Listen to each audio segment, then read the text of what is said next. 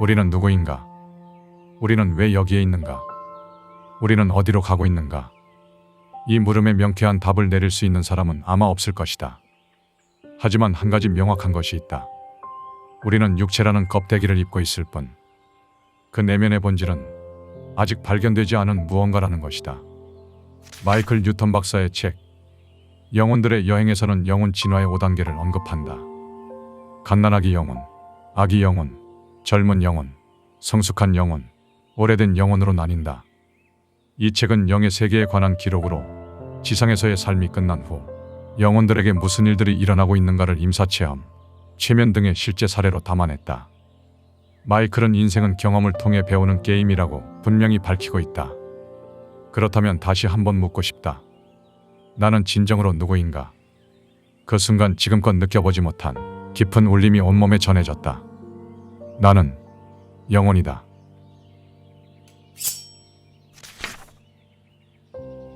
첫째, 끝과 시작. 당신은 죽음이 두려운가? 우리들의 생물학적 본능은 이 죽음을 잊어버리게 놓아두지 않는다. 나이가 들어갈수록 죽음은 우리 의식 속에 점점 넓게 자리 잡는다.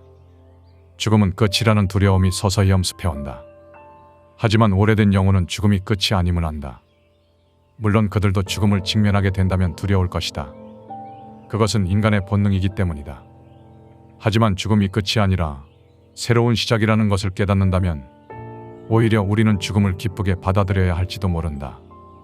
오래된 영혼은 지구에서의 수많은 윤회와 환생을 통해 다양한 삶을 살아왔다. 그들은 지구라는 행성 위에 살아가고 있음에도 타인과의 이질감을 종종 느끼곤 한다.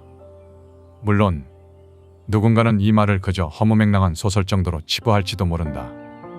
하지만 지금 이 영상을 보고 있는 사람은 적어도 영혼의 존재를 느끼고 그것을 배워가는 과정일 것이다. 오래된 영혼은 부와 명예 같은 물질적인 성공보다는 영적인 성장의 삶에 초점을 맞춘다. 그것은 본능이며 소명이기도 하다. 오래된 영혼은 끝은 또 다른 시작임을 안다. 이를 삶에 대입한다면 죽음은 영혼의 입장에서 또 다른 시작이라는 뜻이기도 하다. 임사체험을 경험한 사람들은 삶의 큰 변화를 급속도로 맞이한다. 그 이유는 죽음 이후 또 다른 무언가가 있음을 직접적으로 깨달았기 때문이다. 둘째, 지금 여기. 오래된 영혼은 지금 여기 현존하고 있음에 초점을 둔다. 내면의 성찰을 중요시하고 현재 일어나고 있는 사건에 집중한다. 그들은 시끄러운 세상사에 그다지 관심이 없으며 그저 한 발짝 물러서서 관조할 뿐이다. 세상의 관심사는 그들의 관심사와 결이 맞지 않기 때문이다. 이러한 특성 때문일까? 오래된 영혼은 특이한 사람으로 취급당하곤 한다. 그들은 어린 시절 무리에 섞일 수 없었거나 본인 스스로 섞이기 싫어했을 수 있다. 나는 무언가 다르다라는 이질감으로 혼란스러워하며 사색하는 나날을 보내왔을 것이다. 심한 경우 따돌림이나 괴롭힘으로 내면에 큰 상처를 받았을 수도 있다. 하지만 이는 고난과 역경의 뜻을 일찍이 배우는 장치 역할을 한다. 시간이 흘러 성숙해진 오래된 영혼은 자신에게 상처를 준 그들을 용서하고 더 나아가 감사해야 한다.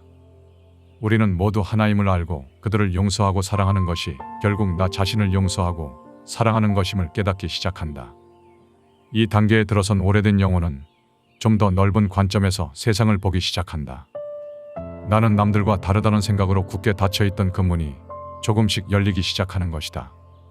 이상과 현실의 괴리감을 받아들이고 지금 여기 내가 현존하고 있는 그 자리에서 인생을 미끄러지듯 부드럽게 살아간다. 셋째, 진실을 꿰뚫는 창. 오래된 영혼은 진실과 진리를 알아차리는 직관이 있다. 그들은 매우 직감적이다.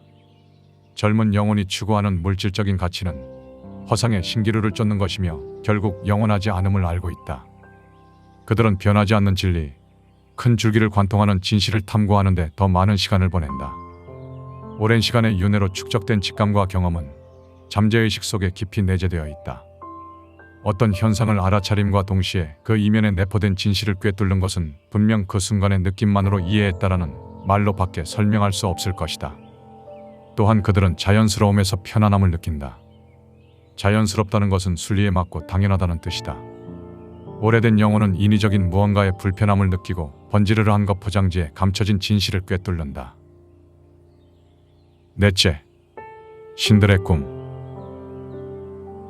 당신은 신이란 어떤 존재라고 생각하는가? 감히 범접할 수 없는 경이로운 존재라고 생각하는가? 물리학자 바딤 젤란드의 저서 리얼리티 트랜서핑에서는 우주는 마치 인간들과 숨바꼭질 놀이를 하는 것 같다고 말한다. 우주에게 묻는다. 넌 도대체 무엇으로 만들어진 거지? 단단한 물질로 되어 있는가? 그럼 우주는 이렇게 대답한다. 그래, 맞아. 그런데 넌 혹시 에너지로 이루어진 건 아닐까? 우주가 또 대답한다. 그것도 맞아. 우주에게 물질과 의식 중 어느 것이 우선인지를 물어볼 필요도 없다.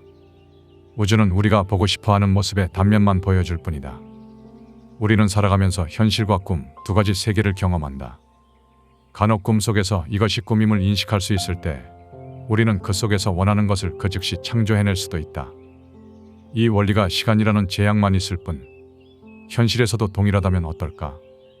오래된 영혼은 신의 언어가 창조임을 깨닫는다. 신은 자신을 숭배하길 원하지 않는다. 모든 살아있는 존재의 영혼이 신의 일부이기 때문이다. 결국 모든 삶은 신의 꿈이며 당신은 현실이라는 무대 위에서 창조하는 신이다. 다섯째, 우리의 사명. 우리는 거울 같은 세계에 살고 있다. 세상은 거울처럼 세상을 대하는 당신의 태도를 반영한다. 앞서 오래된 영혼은 세상을 꽉 쥐고 있던 소나기를 풀어 미끄러지듯 세상을 살아간다고 말했다. 삶이란 강과 같다. 당신이 직접 노를 젓고 있다면 스스로 방향을 선택할 수 있을 것이다. 때로는 역류 속에서 거센 물살을 온몸으로 받아낼 수도 있고 물살의 흐름에 몸을 맡겨 급류를 타고 순항할 수도 있다. 어떤 것이 좋고 나쁜가를 따질 필요는 없다. 거센 물살을 온몸으로 받아내는 것조차 분명한 의미가 있음을 안다면 말이다. 오래된 영혼은 시간이 지남에 따라 태초의 사명을 완수하고자 한다. 그들은 삶의 큰 줄기가 태초에 계획되었음을 점점 깨닫게 된다.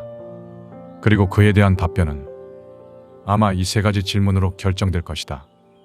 충분히 배웠는가? 충분히 사랑했는가? 충분히 사명을 다했는가?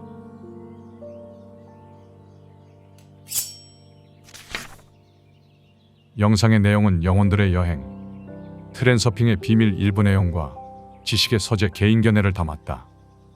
당신은 스스로가 창조하는 신의 일부이자 영혼임을 동의하는가? 과거에 나는 이러한 이야기를 헛소리로 치부하곤 했다. 당연한 일이다. 인간은 직접 경험한 범위 내에서만 상상하고 받아들일 수 있다. 하지만 그때마다 마음 한켠에 풀리지 않는 의문이 있었다. 근 몇 년간 스스로에게 질문을 던지곤 했다. 나는 진정으로 누구인가? 그때마다 답을 내릴 수 없었다. 하지만 최근 1년 사이 영혼이라는 두 글자에 반응하는 스스로를 바라보며 이제서야 답을 내릴 수 있었다. 나의 본질은 영혼이다. 그리고 더 나아가 확신할 수 있었다. 우리 모두는 창조하고 체험하는 신의 일부이며 결국 하나임을 말이다. 또한 이 삶의 근원은 사랑임을 말이다.